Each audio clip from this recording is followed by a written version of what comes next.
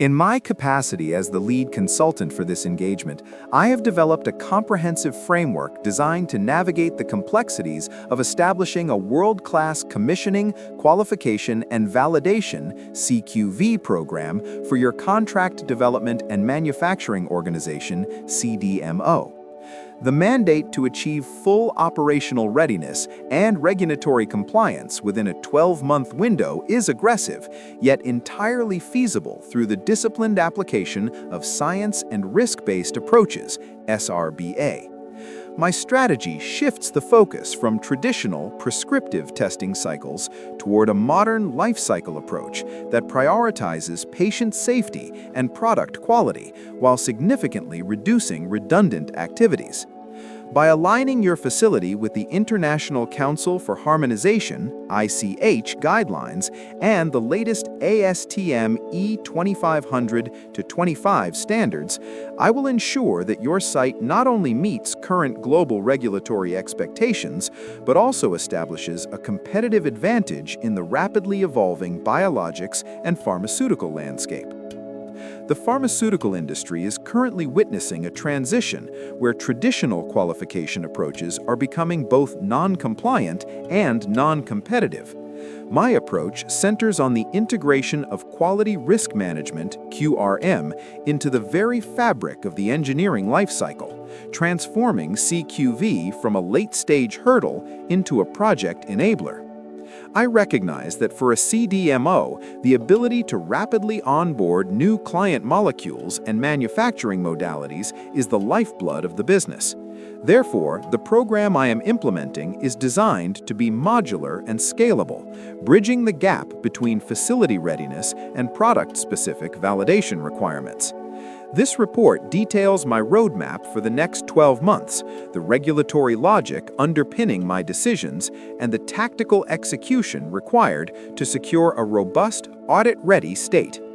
The 12-month detailed implementation schedule.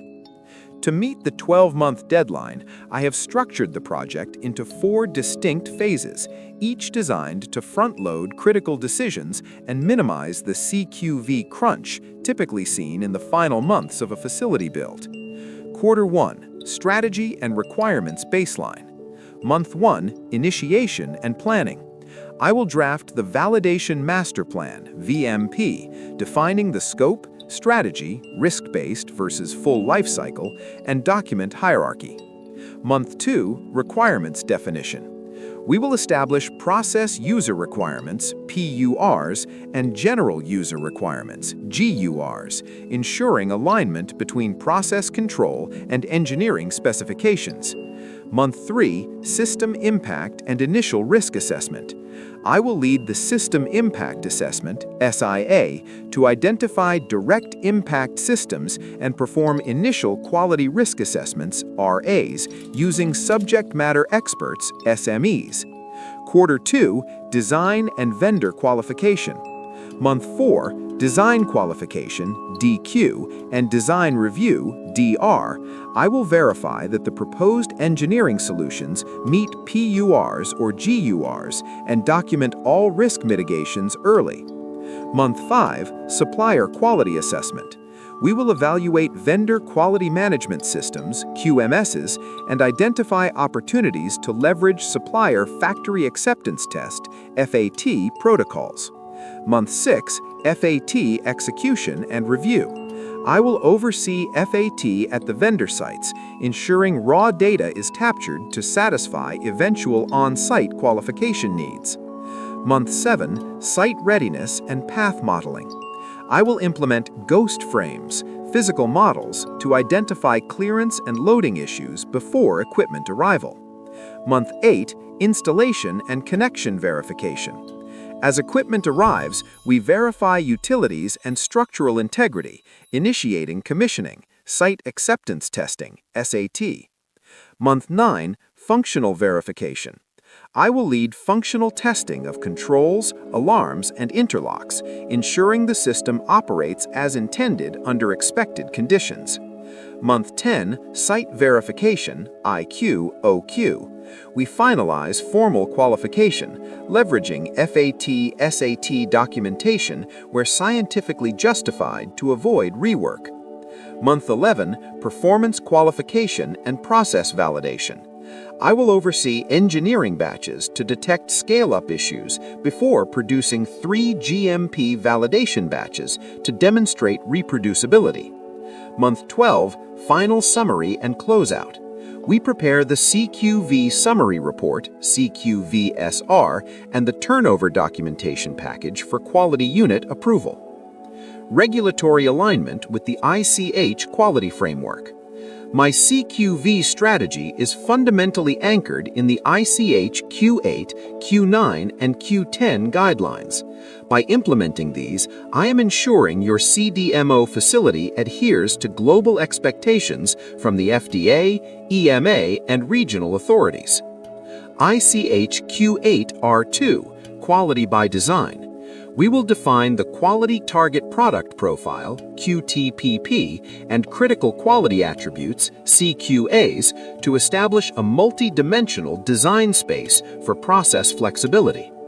ICH Q9 R1, Risk Management. The level of effort, documentation, and formality will be proportionate to the risk. We will use quantitative tools like failure mode and effects analysis, FMEA, to calculate risk priority numbers, RPN. RPN equals severity times occurrence times detectability. ICH Q10, Pharmaceutical Quality System. I will establish a PQS focused on process performance, product quality monitoring, and robust CAPA systems. Modern CQV standards, ASTM E2500-25 integration. I will implement the latest ASTM E2500-25 standard, which marks a pivotal shift from reactive to proactive process control. Key concepts and terminology. Critical design elements. These are the building blocks that enable critical aspects of manufacturing systems to consistently control critical process parameters, CPPs. System owner.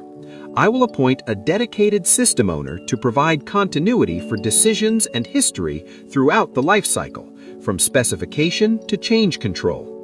Verification umbrella. We will use verification as a rationalized, integrated process that includes commissioning and qualification. Activities performed during commissioning do not need to be re-performed on site if they were adequately tested and witnessed by an SME. Roles responsibilities, RACI. In this modern model, I will restructure the responsibility matrix to empower technical experts. SMEs, engineering/ops, responsible for defining requirements, identifying critical aspects, developing verification strategy, and authoring protocols. Quality assurance, QA, responsible for oversight, approving critical aspects and CDEs, and validating the final verification acceptance criteria. Multi-product challenges and cleaning validation. As a CDMO, your facility's ability to prevent cross-contamination is paramount. I will implement a detailed cleaning validation program based on a worst-case grouping approach. Worst-case product selection logic. Instead of validating every product, I will identify worst-case candidates for each equipment group based on solubility. Lower water or solvent solubility increases cleaning difficulty. Potency. Higher potency, low minimum therapeutic dose requires lower residue limits. Toxicity, we will use the LD50 value or permitted daily exposure, PDE, to define safety limits. Cleanability, historical data or bench scale studies will assess the difficulty of removing residues, such as sticky or viscous formulations. Acceptance criteria and HBELs.